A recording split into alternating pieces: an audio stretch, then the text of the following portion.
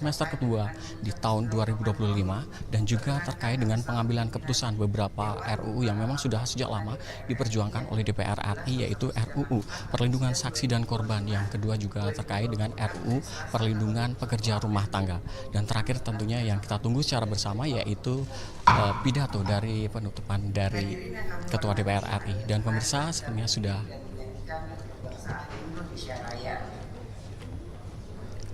baik pemirsa.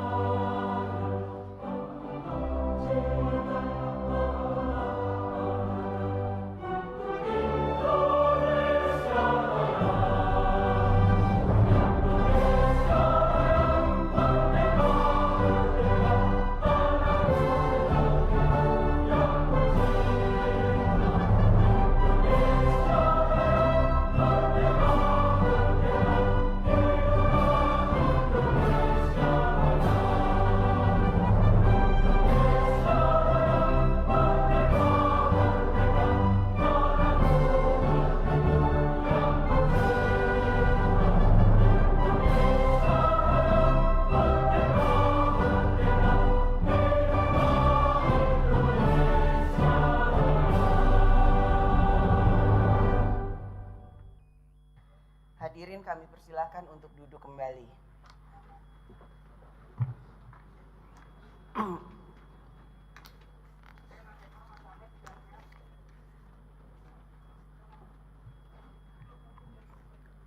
Sidang Dewan yang kami hormati, sesuai dengan hasil keputusan rapat konsultasi pengganti rapat Badan Musyawarah DPR RI antara pimpinan DPR dan pimpinan fraksi-fraksi tanggal 20 April 2026. Acara rapat paripurna hari ini adalah 1. Penyampaian ikhtisar hasil pemeriksaan semester 2 tahun 2025 beserta laporan hasil pemeriksaan semester 2 tahun 2025 oleh BPK RI. 2. Pembicaraan tingkat 2 pengambilan keputusan terhadap rancangan undang-undang tentang perlindungan saksi dan korban. 3. Pembicaraan tingkat 2 pengambilan keputusan terhadap rancangan undang-undang terhadap perlindungan pekerja rumah tangga. 4. Pidato Ketua DPR RI pada penutupan masa persidangan 4 tahun sidang 2025-2026. Sekarang kami akan menanyakan kepada sidang Dewan yang terhormat, apakah acara rapat tersebut dapat disetujui? Terima kasih. Yang terhormat para anggota Dewan, hadirin yang kami muliakan. Perlu kami sampaikan bahwa dalam rapat konsultasi pengganti rapat Badan Musyawarah DPR RI antara pimpinan DPR dan pimpinan fraksi-fraksi tanggal 20 April 2026 telah membahas dan menyetujui penyesuaian terhadap ruang lingkup alat kelengkapan Dewan atau AKD, khususnya bidang tugas Komisi 13 DPR RI. Sehubungan dengan ruang lingkup Komisi 13 DPR RI yang berkaitan dengan reformasi regulasi dan HAM, maka Komisi 13 DPR RI yang semula berada dalam ruang lingkup tugas Wakil Ketua DPR RI Koordinator Bidang Ekonomi dan Keuangan Koreku dialihkan ke dalam ruang lingkup tugas Wakil Ketua DPR RI Koordinator Bidang Politik dan Keamanan atau Korpolkap. Sidang Dewan yang kami hormati, hadirin yang kami muliakan. Sepanjang bulan Maret dan April kita merayakan 3 hari keagamaan, yaitu Hari Suci Nyepi Tahun Baru Saka 1948, Hari Raya Idul Fitri 1447 Hijriah dan Paskah. 3 hari besar keagamaan ini kita lalui dengan refleksi, pembersihan jiwa dan pemurnian diri. Semoga dengan ini kita terlahir kembali dengan menjadi insan yang penuh harapan dan mencintai sesama, mengedepankan kasih serta menyemai kebaikan dan meraih keberkahan dalam sinar ketuhanan. Dalam rangka itu pula, izinkanlah saya atas nama pimpinan DPR RI menyampaikan permintaan maaf dari lubuk hati paling dalam. Minal aizin wal faizin, mohon maaf lahir dan batin. Sidang Dewan yang kami hormati, perlu kami beritahukan bahwa pimpinan Dewan telah menerima surat-surat dari Presiden Republik Indonesia, yaitu sebagai berikut. 1. Nomor R11 tanggal 11 Maret, hal rancangan undang-undang tentang tata cara pelaksanaan pidana mati. 2. Nomor R12 tanggal 15 April, hal penunjukan wakil pemerintah untuk membahas rancangan undang-undang tentang perlindungan pekerja rumah tangga. Selain surat-surat dari Presiden, pimpinan DPR juga telah menerima surat-surat dari DPD RI nomor PG 00542A tanggal 7 November, tanggal 10 Desember, PG 50580C tanggal 17 Desember, hal penyampaian hasil pengawasan DPR RI, pertimbangan, masukan dan evaluasi serta pemantauan, peninjauan dan rekomendasi DPD RI. Serta surat dari Ketua Badan Pemeriksa Keuangan RI nomor 20 tanggal 9 Maret 2026, hal permohonan waktu penyampaian ikhtisar hasil pemeriksaan beserta laporan pemeriksaan semester 2 tahun 2025. Surat-surat tersebut telah dan akan ditindaklanjuti sesuai dengan ketentuan peraturan DPR RI nomor 1 tahun 2020 tentang tata tertib dan mekanisme yang berlaku. Sidang Dewan yang kami hormati, hadirin yang kami muliakan, sebelum memasuki acara pertama rapat paripurna hari ini, kami akan mempersilahkan Ketua dan anggota BPK RI beserta jajaran untuk memasuki sidang dan kepada anggota Dewan diminta agar tetap di tempat masing-masing untuk mengikuti acara selanjutnya. Sebelumnya, saya akan juga mengumumkan bahwa pada sidang paripurna ini di balkon rapat paripurna dihadiri oleh beberapa organisasi yang ikut hadir pada kesempatan ini untuk mendukung rapat paripurna ini, yaitu organisasi dari Jala PRT,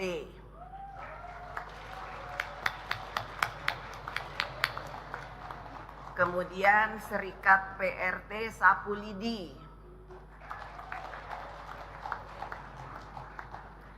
kemudian Konde.co,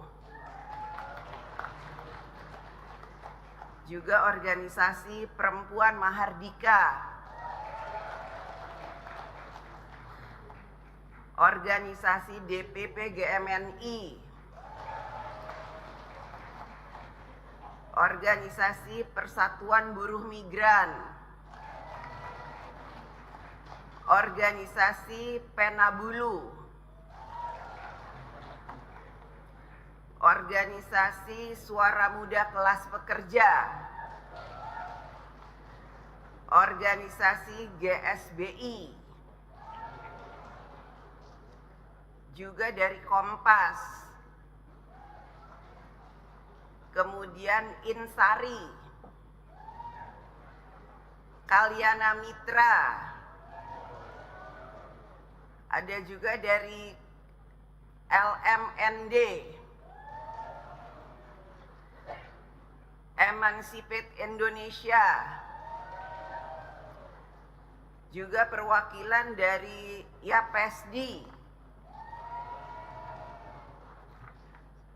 juga hadir dari, ini apa bacanya, YAY Jaudi, YAY.Jaudi, kemudian dari CWGI, kemudian organisasi Rahima, ada juga dari Institut Kapal Perempuan, juga hadir dari KSUU PPRT, juga perwakilan dari IWAPI, dan perwakilan dari Puska Gansek ya. Ini yang terdaftar, mungkin ada juga yang belum terdaftar namanya. Terima kasih atas kehadirannya untuk mendukung rapat paripurna ini dalam pengambilan keputusan RUU PPRT. Karenanya dengan ini rapat kami skors untuk bisa melanjutkan semua jadwal yang sudah tadi kami sebutkan.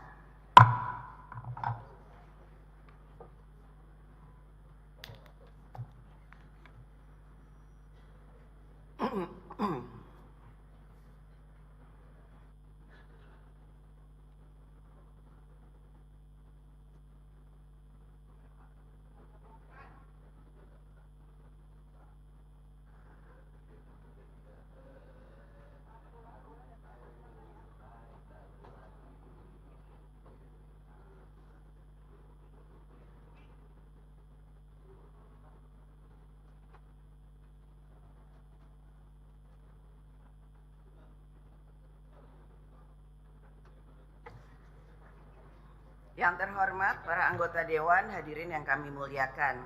Dengan ini skors rapat kami cabut, rapat paripurna Dewan kita lanjutkan kembali. Yang terhormat Ketua, Wakil Ketua, dan anggota BPK RI beserta jajaran. Yang terhormat para anggota Dewan, hadirin yang kami muliakan. Marilah kita memasuki acara rapat paripurna Dewan hari ini, yaitu penyampaian ikhtisar hasil pemeriksaan semester 2 tahun 2025 beserta laporan hasil pemeriksaan semester 2 tahun 2002 oleh BPK RI. Berdasarkan pasal 72 huruf E Undang-Undang Nomor 17 Tahun 2014 tentang MPR, DPR, DPD, dan DPRD sebagaimana telah beberapa kali diubah, terakhir dengan Undang-Undang Nomor 13 Tahun 2019 menyatakan bahwa DPR mempunyai tugas membahas dan menindaklanjuti hasil pemeriksaan atas pengelolaan dan tanggung jawab keuangan negara yang disampaikan oleh BPK. Dan berdasarkan pasal 7 ayat 1 Undang-Undang Nomor 15 Tahun 2006 tentang Badan Pemeriksa Keuangan menyatakan bahwa BPK menyerahkan hasil pemeriksaan atas pengelolaan dan tanggung jawab keuangan negara kepada DPR, DPD, dan DPRD sesuai dengan kewenangannya. Untuk maksud tersebut, kami mempersilahkan kepada yang terhormat Ketua BPK RI untuk menyampaikan ikhtisar hasil pemeriksaan semester 2 tahun 2025 beserta laporan hasil pemeriksaan semester 2 tahun 2025 oleh BPK RI. Kami persilahkan.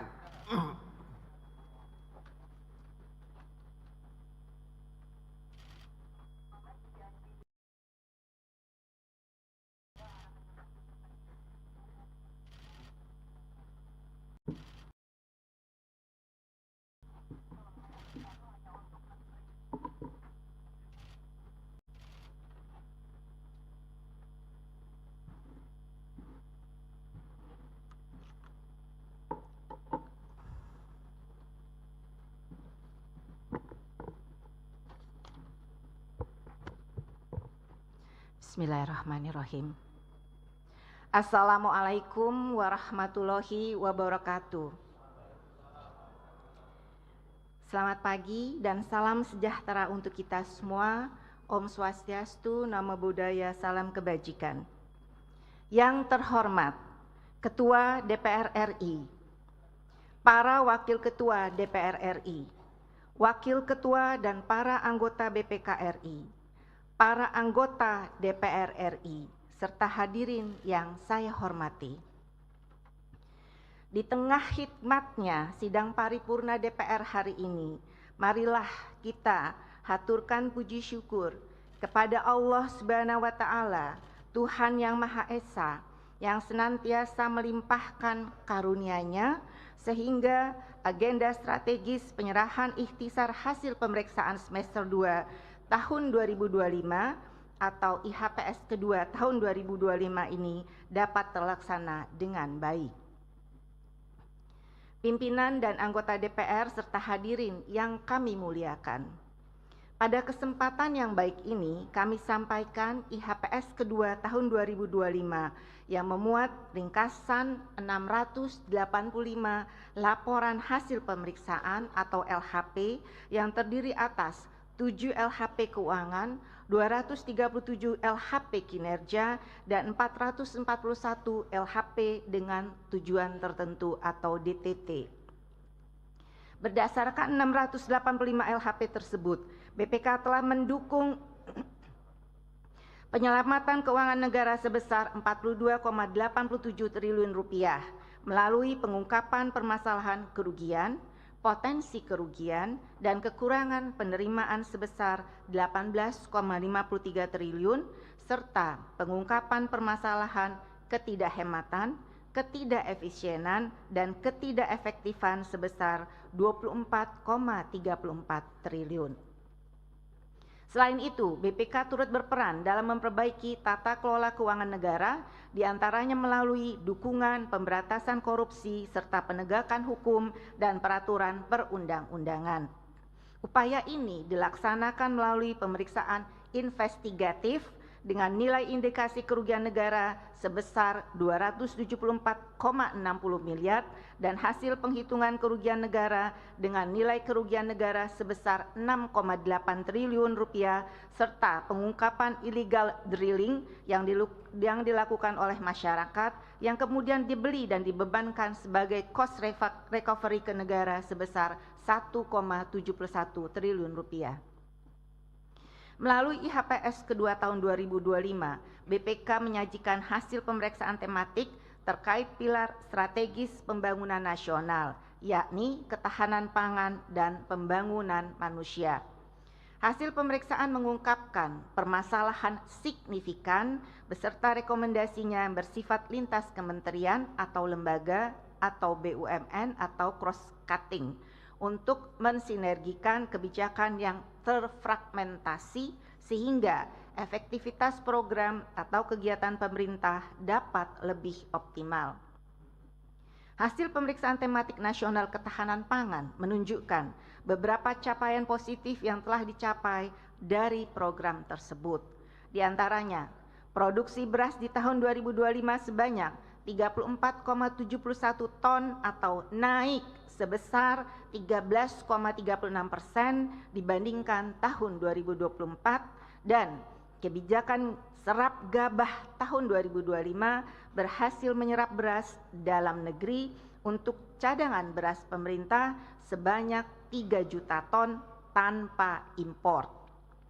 Adapun permasalahan yang ditemukan serta rekomendasi cross-cutting pada pemeriksaan tematik nasional ketahanan pangan diantaranya adalah: pertama, data dan sistem informasi yang digunakan belum optimal dalam mendukung pengambilan kebijakan pangan, antara lain informasi pangan pada sistem informasi pangan dan gizi yang belum tersedia lengkap.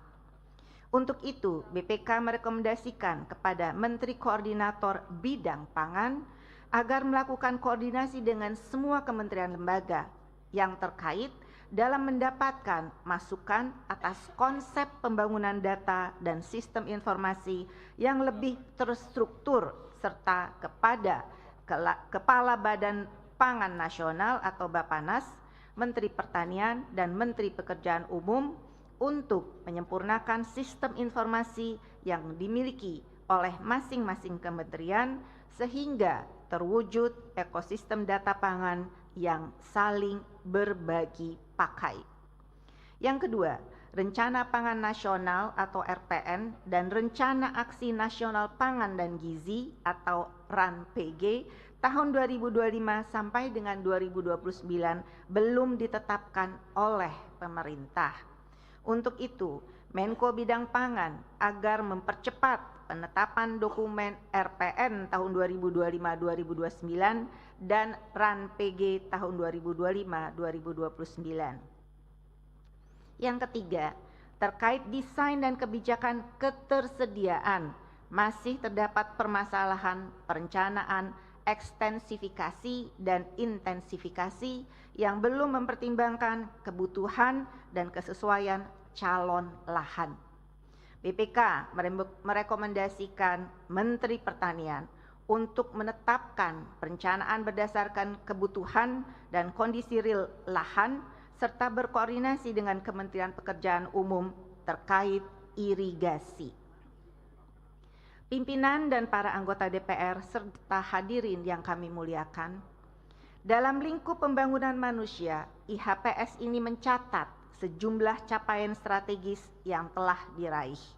Di antaranya, Pemda telah melakukan upaya percepatan penuntasan TBC dengan menjadikan target indikator penemuan, pengobatan, dan pencegahan TBC yang ditetapkan pemerintah pusat sebagai target kegiatan penuntasan TBC di daerah. Adapun permasalahan yang ditemukan serta rekomendasi cross-cutting pada pemeriksaan tematik nasional pembangunan manusia antara lain yaitu yang pertama, terkait desain kebijakan.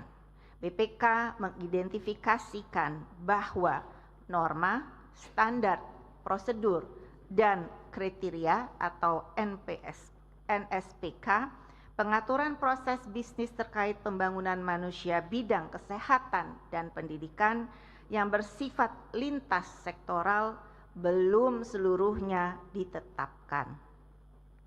Untuk mengatasi permasalahan tersebut, BPK merekomendasikan Menko Bidang Pembangunan Manusia dan Kebudayaan berkoordinasi dengan pimpinan kementerian atau lembaga untuk menetapkan NSPK yang mengatur hubungan kerja dan koordinasi lintas KL, Pemda, dan stakeholder terkait secara lebih berkelanjutan dalam penyelenggaraan pembangunan manusia bidang kesehatan dan pendidikan.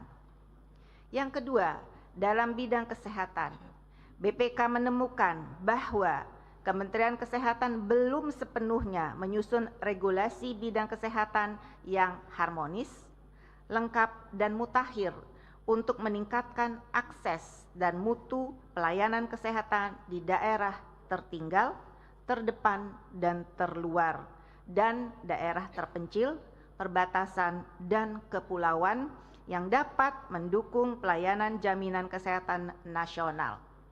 Untuk itu, BPK merekomendasikan Menteri Kesehatan agar melakukan koordinasi dengan BPJS Kesehatan dengan melibatkan Kementerian Dalam Negeri untuk memperjelas regulasi dan mekanisme pemberian kapitasi khusus untuk fasilitas kesehatan tingkat pertama di daerah 3T dan DTPK. Ketiga, beralih kepada sektor pendidikan, Kementerian Pendidikan Dasar dan Menengah dan Pemda telah memperbaiki data pokok pendidikan atau Dapodik dengan melakukan verifikasi melalui perbandingan data peserta didik dengan data kependudukan dan verifikasi atas data peserta didik ganda. Namun, langkah tersebut belum dibarengi dengan penjaminan kualitas data yang optimal di seluruh tahapan siklus data. Tanpa optimalisasi pada tahap penginputan hingga sinkronisasi, Dapodik belum mampu menyediakan informasi yang cukup andal dan relevan untuk mendukung pengambilan kebijakan yang sesuai dengan timeline serta sasaran program. Sebagai upaya peningkatan kualitas Dapodik, BPK merekomendasikan Menteri Pendidikan Dasar dan Menengah agar menyusun kesepakatan bersama Menteri Dalam Negeri untuk meningkatkan peran pemerintah daerah dalam peningkatan kualitas dan pendayagunaan Dapodik untuk kebijakan di bidang pendidikan di daerah.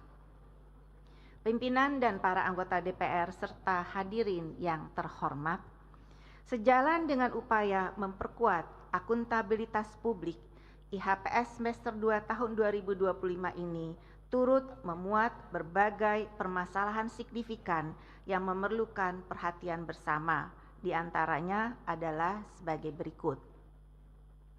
Yang pertama, pada pemeriksaan atas ketahanan energi sektor minyak dan gas bumi, ditemukan permasalahan belum memadainya pemenuhan cadangan energi dari bahan bakar minyak dan liquid petroleum gas atau LPG sebagaimana yang diamanatkan pada kebijakan energi nasional yang dapat mempengaruhi efektivitas upaya pemerintah dalam pencapaian target ketahanan energi sektor minyak dan gas bumi. Yang kedua, pada pemeriksaan atas kebijakan, tata kelola, dan strategi ketersediaan pupuk, ditemukan permasalahan inefisiensi, yakni rata-rata rasio konsumsi gas untuk pabrik amonia PT Pupuk Indonesia atau Persero yang lebih tinggi dari standar karena faktor usia pabrik yang sudah tua, pemeliharaan pabrik yang tidak memadai, dan jumlah hari downtime pabrik yang tinggi. Yang ketiga, pada pemeriksaan pendapatan biaya dan investasi BUMN ditemukan antara lain kelemahan monitoring pengawasan dokumen kredit dan ketidakhati-hatian atas pengelolaan kredit pemilikan rumah atau KPR sehingga berpotensi merugikan PT Bank Tabungan Negara Tbk dan atas penyelesaian sertifikat yang berlarut-larut. Pada pemeriksaan atas perhitungan bagi hasil migas pada SKK Migas, K3S Petronas, Karigali Ketapang 2, dan K3S PT Pertamina EP, ditemukan permasalahan biaya operasional sebesar 2,17 triliun yang seharusnya tidak dapat dibebankan sebagai cost recovery. Pimpinan dan anggota DPR yang terhormat, IHPS tahun 2025 juga mengungkapkan hasil pemantauan atas pelaksanaan tindak lanjut rekomendasi BPK.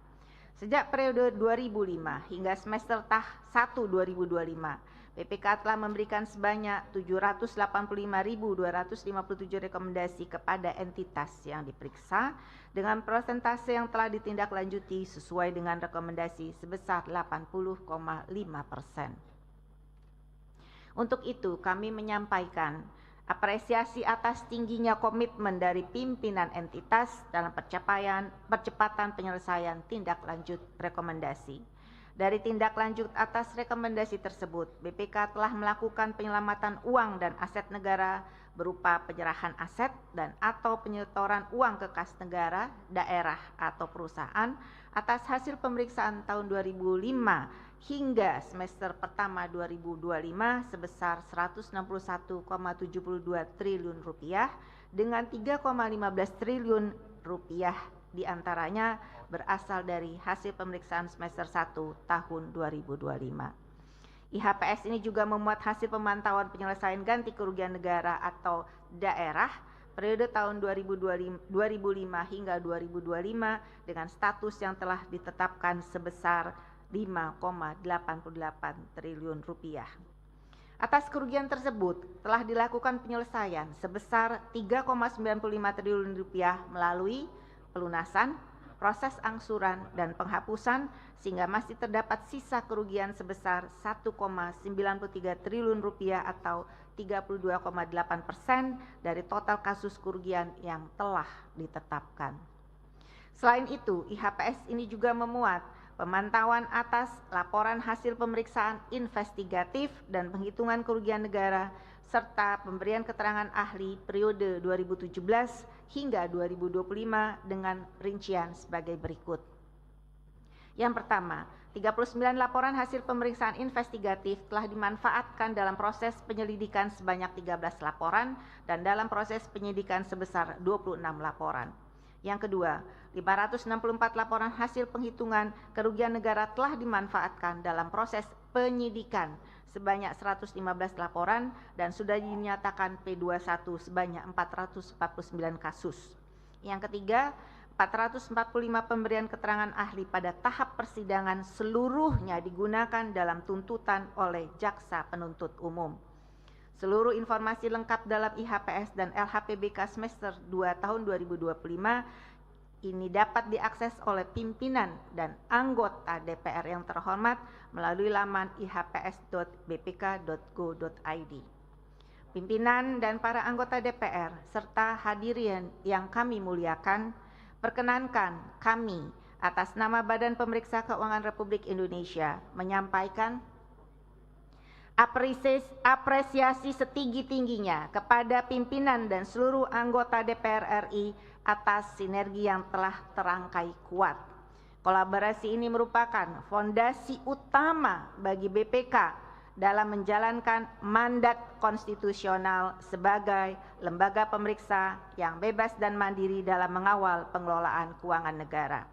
Di tengah dinamika global dan tantangan nasional yang kian kompleks, penguatan sinergi menjadi kebutuhan mutlak agar APBN kita tetap tangguh dan tepat sasaran di masa mendatang. Kiranya Allah Subhanahu wa taala, Tuhan yang Maha Esa, senantiasa meridhoi langkah bersama kita dalam membangun bangsa dan negara Indonesia yang sangat kita cintai ini. Amin. Wabillahi taufik wal hidayah. Wassalamualaikum warahmatullahi wabarakatuh. Om Santi Santi Santi Om. Persiapan acara penyampaian ikhtisar hasil pemeriksaan semester 2 tahun 2025 oleh BPK RI. Kepada Ketua BPK, Wakil Ketua BPK, dan para anggota BPK disilakan menempati tempat yang telah ditentukan.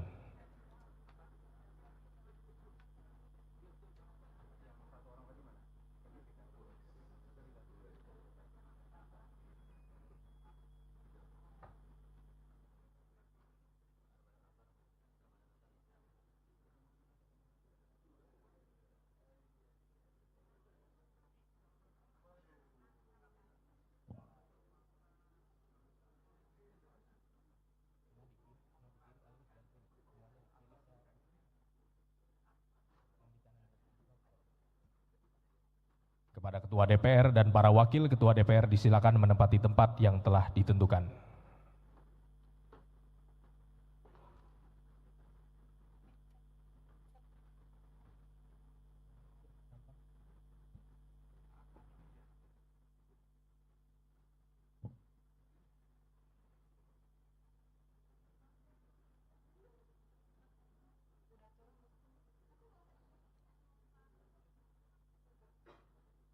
Penyampaian ikhtisar hasil pemeriksaan semester 2 tahun 2025 oleh BPK RI kepada DPR RI.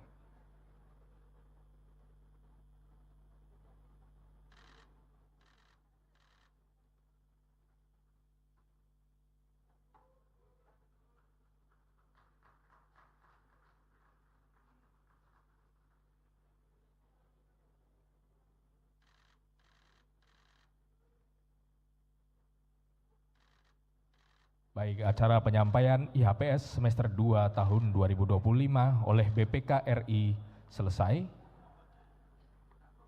Foto bersama selesai. Kami persilakan kepada Ketua DPR, para Wakil Ketua DPR, serta Ketua BPK, Wakil Ketua BPK, dan para anggota BPK untuk kembali ke tempat semula.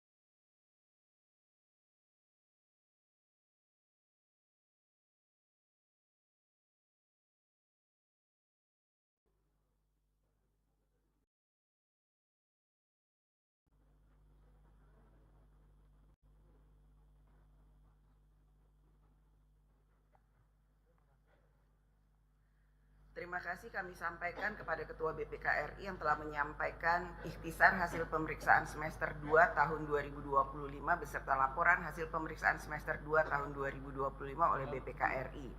Selanjutnya sesuai dengan ketentuan pasal 72 huruf E Undang-Undang Nomor 17 Tahun 2014 tentang MPR, DPR, DPD dan DPRD sebagaimana telah beberapa kali diubah terakhir dengan Undang-Undang Nomor 13 Tahun 2019 dan Pasal 59 Ayat 4 huruf B Peraturan DPR RI tentang tata tertib, maka hasil pemeriksaan BPK tersebut dapat menjadi bahan masukan bagi Dewan, khususnya komisi-komisi DPR RI untuk membahas dan menindaklanjutinya dalam rangka tugas pengawasan dan anggaran melalui rapat kerja dan rapat dengar pendapat dengan mitra kerjanya masing-masing. Yang terhormat para anggota Dewan, hadirin yang kami muliakan. Sebelum memasuki acara kedua rapat paripurna hari ini, kepada Ketua, Wakil Ketua, dan anggota BPK RI beserta jajaran kami persilahkan saudara-saudara untuk meninggalkan ruang sidang. Kepada Menteri Hukum RI, jajaran Kementerian Hak Asasi Manusia RI, jajaran Kementerian Imigrasi dan Permasyarakatan RI, jajaran Kementerian Pendayagunaan Aparatur Negara dan Reformasi Birokrasi RI, serta jajaran Kementerian Keuangan RI, kami persilakan untuk memasuki ruang sidang dan kepada para anggota Dewan agar tetap di tempatnya masing-masing untuk mengikuti acara selanjutnya. Dengan ini rapat kami skors.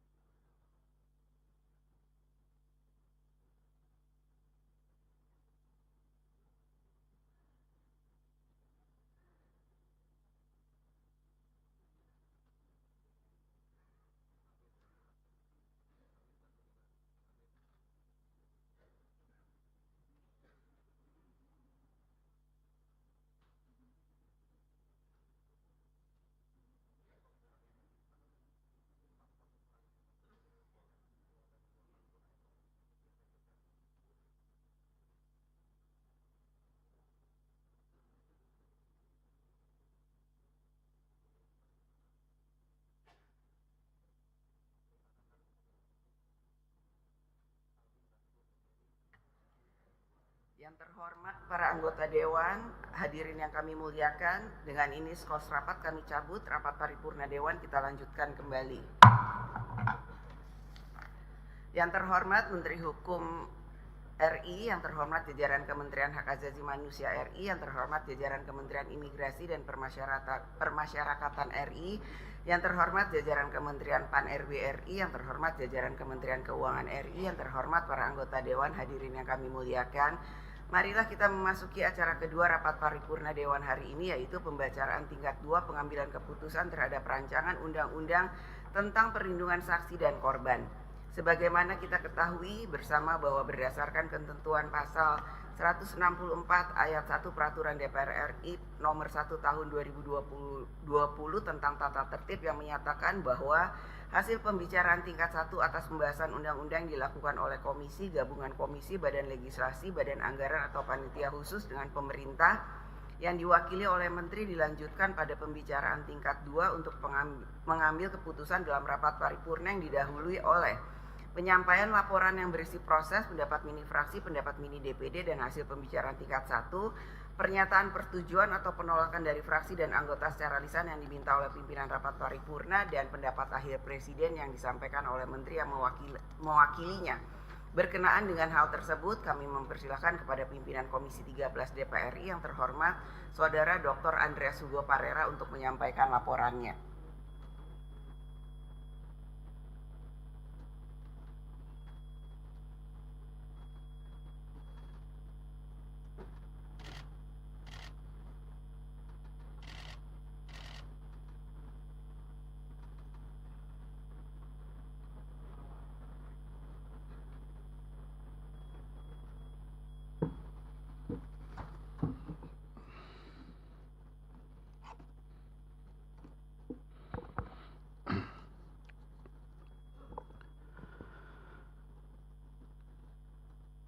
Laporan Komisi 13 mengenai pembahasan dalam pembicaraan tingkat pertama rancangan undang-undang tentang perlindungan saksi dan korban dalam rapat paripurna DPR RI Selasa 21 April 2026.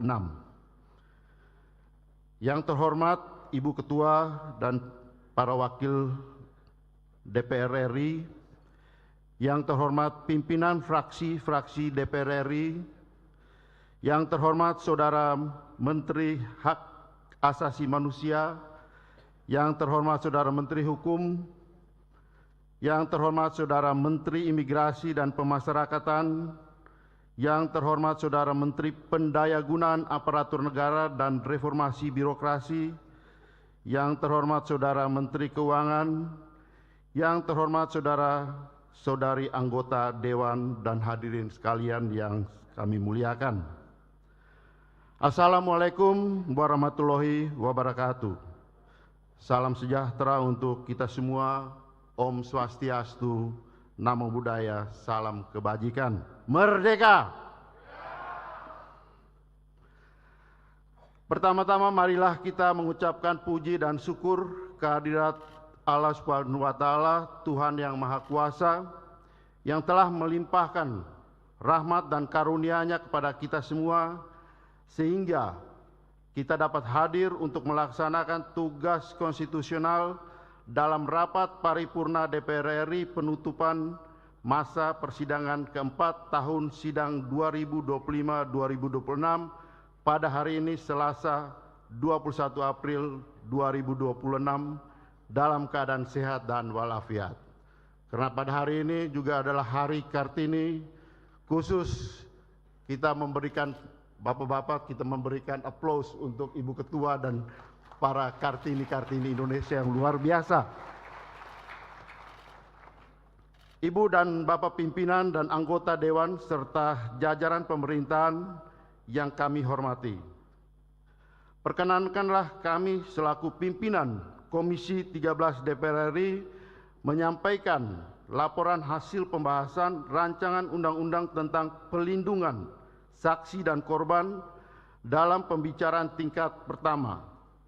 Rancangan undang-undang tentang pelindungan saksi dan korban atau RUU PSDK termasuk dalam daftar program legislasi nasional rancangan undang-undang prioritas tahun 2025-2026 yang merupakan usul dari Komisi 13. Pimpinan DPR RI telah menerima surat Presiden nomor R/Pres/02/2026 tanggal 6 Februari 2026 perihal rancangan undang-undang tentang perlindungan saksi dan korban. Atas dasar surat Presiden tersebut, pimpinan DPR RI telah menugaskan Komisi 13 DPR RI untuk membahas rancangan undang-undang perlindungan saksi dan korban melalui surat Wakil Ketua DPR RI nomor T-11.01/PW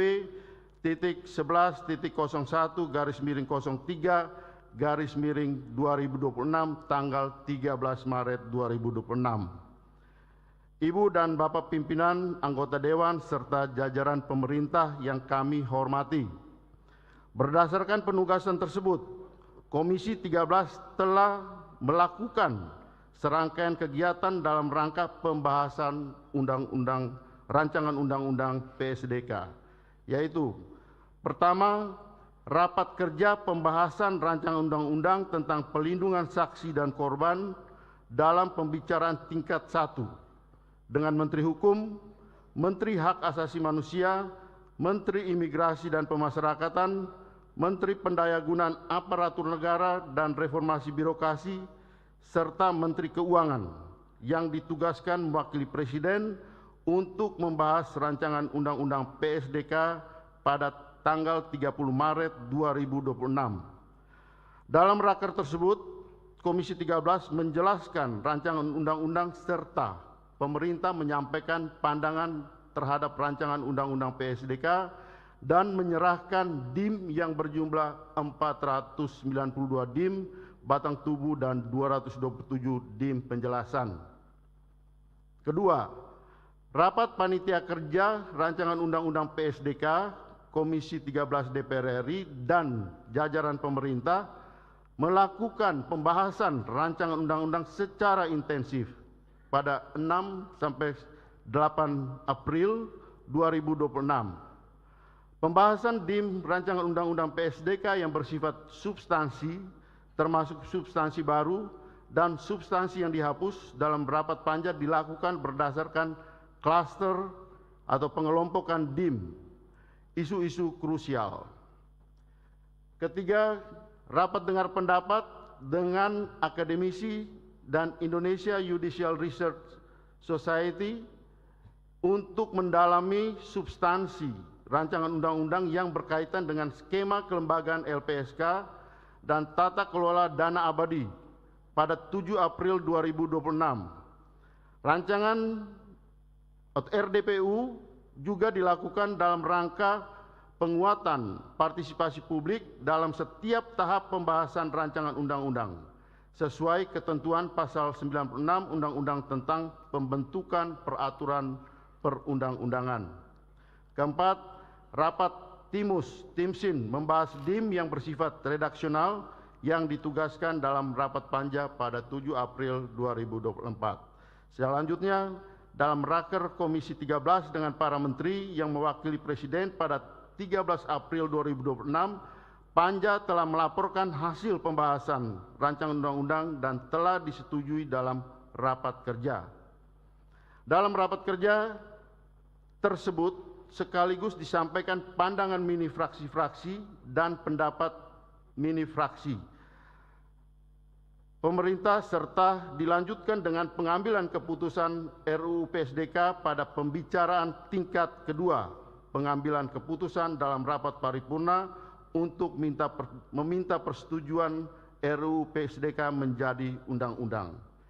Ibu dan Bapak pimpinan dan anggota serta jajaran pemerintah yang kami hormati, secara keseluruhan RUU PSDK terdiri dari 12 bab dan 78 pasal. Untuk itu kami mohon izin untuk membacakan hanya beberapa pasal yang penting atau poin-poin yang penting, yang antara lain yang pertama, perluasan perlindungan bagi subjek dalam proses peradilan pidana. Tidak hanya pelindungan bagi saksi dan atau korban, melainkan juga untuk saksi pelaku, pelapor, informan, dan atau ahli yang selama ini juga mendapat ancaman.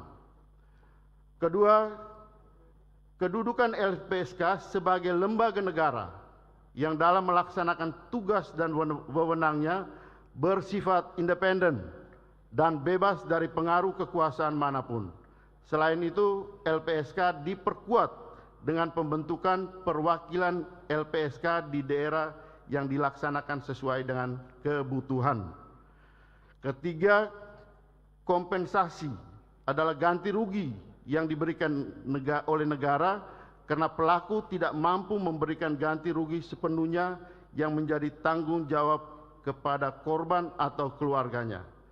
Setiap korban pelanggaran HAM berat, perdagangan orang, dan korban tindak pidana terorisme, serta korban tindak pidana kekerasan seksual berhak atas kompensasi. Yang keempat, dana abadi korban adalah dana yang disediakan untuk membiayai kompensasi dan pemulihan korban. Selanjutnya, yang berikut adalah satuan tugas khusus dapat dibentuk oleh LPSK untuk menjalankan kewenangan pelindungan saksi, korban, saksi pelaku, pelapor, informan, dan atau ahli. Ibu dan Bapak pimpinan dan anggota Dewan serta jajaran pemerintah yang kami hormati. Demikianlah laporan Komisi 13 mengenai hasil pembahasan rancangan undang-undang tentang pelindungan saksi dan korban dalam pembicaraan tingkat pertama. Komisi 13 mengharapkan dan memohon persetujuan rapat paripurna DPR RI pada hari ini terhadap rancangan undang-undang tersebut untuk menjadi undang-undang dan selanjutnya disampaikan kepada Presiden. Mengakhiri laporan Komisi 13 mengenai hasil pembahasan rancangan undang-undang tentang pelindungan saksi dan korban dalam pembicaraan tingkat pertama, atas nama pimpinan dan anggota Komisi 13, kami mengucapkan terima kasih kepada pimpinan DPR RI yang terhormat yang telah menugaskan Komisi 13 untuk melaksanakan pembahasan terhadap rancangan undang-undang perlindungan saksi dan korban ini. Kami juga menyampaikan penghargaan dan terima kasih kepada anggota Komisi 13 DPR RI dan jajaran pemerintah yang telah secara kooperatif dan bersungguh-sungguh membahas rancangan undang-undang tentang pelindungan saksi dan korban, sehingga pembahasan RUU ini dapat berjalan secara efektif dan mencapai kesepakatan secara musyawarah dan mufakat. Kami juga mengucapkan terima kasih kepada Sekretariat Komisi 13, tenaga ahli Komisi 13, dan tim asistensi Badan Keahlian DPR RI, serta para pihak dan para pekerja media yang telah mendukung pembahasan rancangan undang-undang tentang perlindungan saksi dan korban.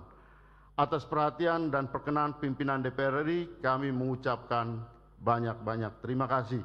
Wassalamualaikum warahmatullahi wabarakatuh. Pimpinan Komisi 13 DPR RI. Terima kasih.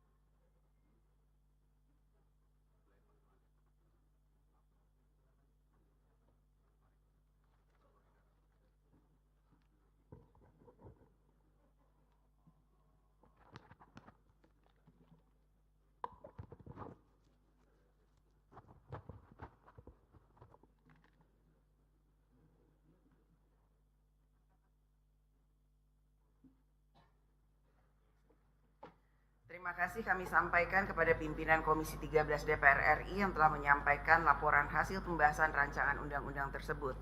Tibalah saatnya kami minta persetujuan fraksi-fraksi terhadap rancangan undang-undang tentang perlindungan saksi dan korban. Apakah dapat disetujui untuk disahkan menjadi undang-undang? Setuju? Terima kasih.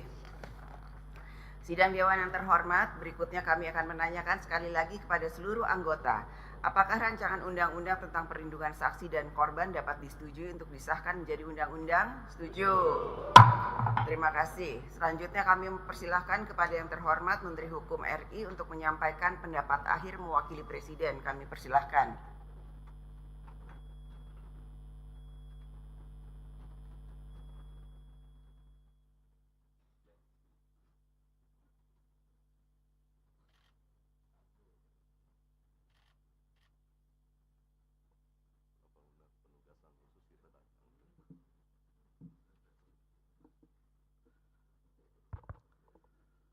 Bismillahirrahmanirrahim. Assalamualaikum warahmatullahi wabarakatuh. Salam sejahtera bagi kita semua. Shalom, Om Swastiastu, Namo Buddhaya, salam kebajikan. Pendapat akhir pemerintah pada rapat paripurna Dewan Perwakilan Rakyat Republik Indonesia atas rancangan undang-undang tentang perlindungan saksi dan korban. Yang kami hormati pimpinan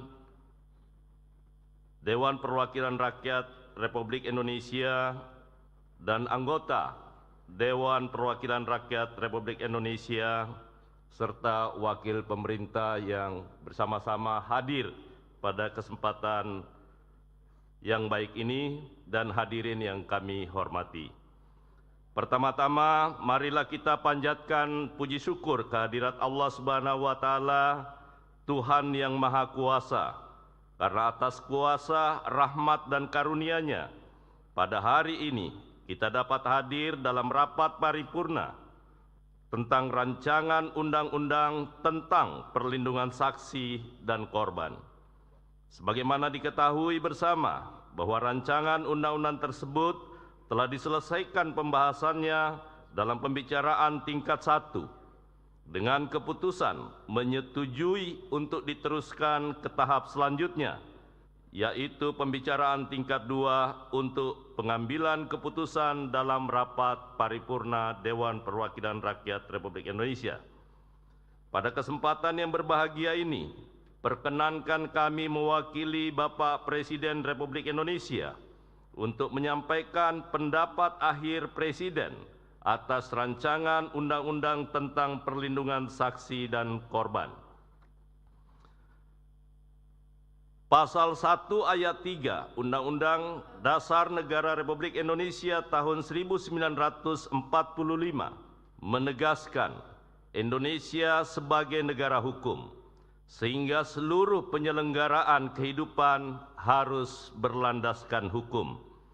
Dalam kerangka ini, negara wajib memberikan perlindungan kepada saksi dan korban sebagai bagian dari pemenuhan hak asasi manusia guna menjamin rasa aman dan akses keadilan dalam proses peradilan pidana. Perlindungan tersebut telah diatur di dalam Undang-Undang Nomor 13 Tahun 2006 dan Undang-Undang Nomor 31 Tahun 2014, namun belum sepenuhnya responsif terhadap perkembangan hukum. Pendekatan keadilan restoratif dan rehabilitatif belum didukung pengaturan yang efektif, sehingga kesaksian masih kerap diberikan kepada dalam kondisi tertekan. Oleh karena itu, peran LPSK perlu diperkuat. Undang-undang ini melengkapi hukum acara pidana dengan menempatkan saksi dan korban sebagai subjek yang setara dengan pelaku, serta menegaskan pergeseran paradigma dari berorientasi pada pelaku menuju juga berorientasi pada saksi dan korban. Pimpinan dan anggota Dewan Perwakilan Rakyat Republik Indonesia yang terhormat, adapun ruang lingkup pengaturan dalam undang-undang ini meliputi perlindungan serta pemenuhan hak bagi saksi, korban, saksi pelaku, pelapor, informan, dan atau ahli. Pengaturan mengenai dana abadi, restitusi, dan kompensasi. Aspek kelembagaan perlindungan saksi dan korban. Persyaratan dan tata cara pemberian perlindungan. Kerjasama, peran pemerintah pusat dan pemerintah daerah. Partisipasi masyarakat, pendanaan, dan ketentuan pidana. Berdasarkan hal tersebut di atas, dan dengan mempertimbangkan secara sungguh-sungguh persetujuan fraksi-fraksi, izinkanlah kami mewakili Bapak Presiden Republik Indonesia dalam rapat paripurna yang terhormat ini dengan mengucapkan Bismillahirrahmanirrahim dan puji syukur kepada Allah Subhanahu wa Ta'ala.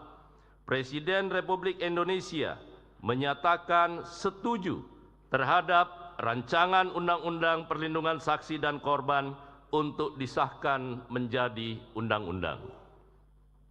Pada akhirnya, kami mewakili Bapak Presiden Republik Indonesia menyampaikan ucapan terima kasih dan penghargaan yang setinggi-tingginya kepada pimpinan dan anggota Dewan Perwakilan Rakyat, khususnya pimpinan dan anggota Komisi 13 Dewan Perwakilan Rakyat Republik Indonesia yang terhormat. Ucapan terima kasih juga kami sampaikan kepada rekan-rekan media, baik cetak maupun elektronik, serta seluruh komponen bangsa, dan dengan segala hormat, tidak dapat kami sebutkan satu persatu telah memberikan dedikasi, pemikiran, perhatian, dan kerjasama dalam mendukung penyelesaian pembahasan rancangan undang-undang tentang perlindungan saksi dan korban. Semoga segala upaya dan pemikiran yang kita sumbangkan dapat menjadi manfaat bagi bangsa dan negara, serta dapat menjadi amal ibadah kita di hadapan Allah Subhanahu wa Ta'ala, Tuhan yang Maha Besar. Amin ya rabbal alamin. Wabillahi taufiq wal hidayah. Wassalamualaikum warahmatullahi wabarakatuh. Om Santi Santi Santi Om. Atas nama Presiden Republik Indonesia, Menteri Hukum Republik Indonesia Supratman Andi Aktas.